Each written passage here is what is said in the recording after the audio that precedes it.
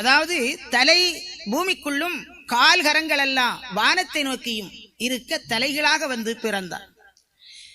இதை தேவர்கள் எல்லாம் ஓடி சென்று பார்த்துவிட்டு இது அதிசயமாக இருக்கிறது என்று சிவபெருமானிடத்திலே வந்து சொன்னார்கள். அப்படியானால் நானும் அதை பார்க்க வேண்டுமே என்று சிவபெருமானும் இருப்பிடம் விட்டு எழுந்திருந்து அதை பார்க்க வருகிறார்.